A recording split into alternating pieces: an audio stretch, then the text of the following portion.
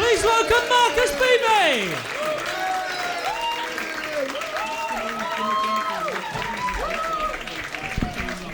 All right. So the more observant amongst you tonight, you'll already be able to tell that I'm from one of potentially 40 different countries.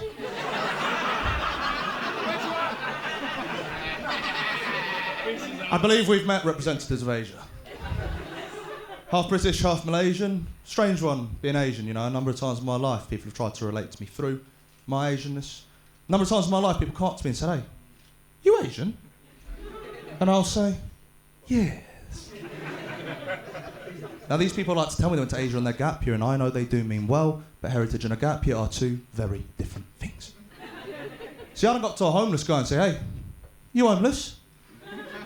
And the homeless guy says, "Yeah." And I'll say, "Wow, because I've been to Glastonbury."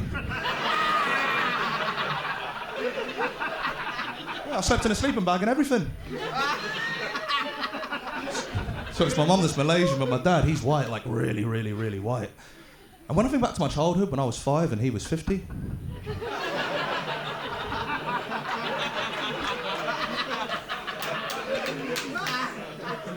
Good work, everyone. Yeah, my parents grew up very working class. My dad, he came from a historical mining town called Corby. Since the 80s, it's just a town. My mum, on the other hand, she came from a massive working class district called Malaysia. And they worked hard. They worked really hard to provide a better life for me, and there is no question I live a better life than they ever did, and they fucking hate me for that. There's this kid in China that lives on a farm, 3 years old, knows how to cook and carries hay bales. My mum said, "Why can't you be more like this kid?" And I said, "Mum, this kid is the reason you left Malaysia." This doesn't go viral in England. The only people watching are social services. My dad was in the RAF, the Royal Air Force, and that came in handy when I was a kid, right? Because he used to spoon feed me. He'd say things like, "Here comes the aeroplane."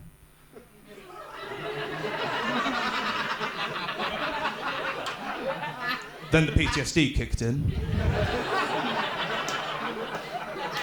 We also sold hands in the shopping centre, but we had to stop that when the pandemic started. It was actually in the 90s. The 90s, you know, we're talking Britpop, we're talking New Labour. Trust me, incredible time to be 6. And I was a bit of a geezer back then, used to drink and bongos by the pint.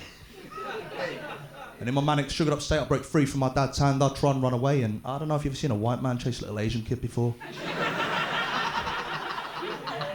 I mean, I ain't never seen it, but I lived it. So my dad, he's got to chase me, and he catches me, he always catches me, and I'd scream out things like, "You're not my dad."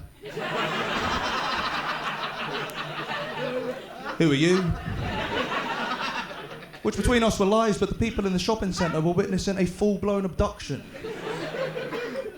Yeah, no one ever called the police, but I like to think there's a banker in Canary Wharf making a lot of money and living a beautiful life, but every once or twice a month gets a little triggered and thinks, "Fuck, was I complicit in child trafficking?" Yeah, so education was really important growing up, shocker.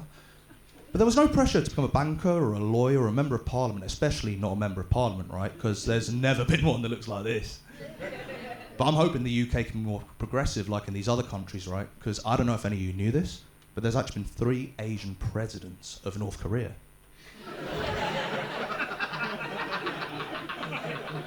And I know some of you are thinking, "Oh, but Marcus, what about the human rights record?" It's about the journey, not the destination. Yeah. So I'm probably the most racist person I know. And I've lost you. No, you see, the thing is, I love black people, I love white people, I love brown people. But if I ever see a guy that looks like me enter the friendship group, I just think, who the fuck is this guy? You know, my white liberal friends, they say, "Marcus, stop being so aggressive." And I say, "Stop diversifying your portfolio." Yeah, I'll be the first to admit it, The set so far been pretty race heavy. A comedian said to me after a show once, he said, "You're so lucky that you get to do all this race stuff, because I don't get to do all that." And I said, "Well, would you want to?" Because you're a white guy. I don't think talking about being an Asian is going to help you at all. Audiences can't always smell bullshit, but they can definitely see it. Yeah, so I've been under a bit of pressure recently, under a bit of pressure, you know. I've turned 30, and I'm the first guy in 4 generations not to have killed someone.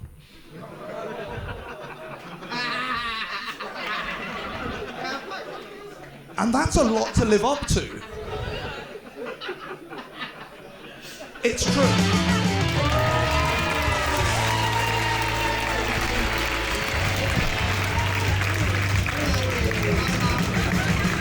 Marcus Beeby, everyone!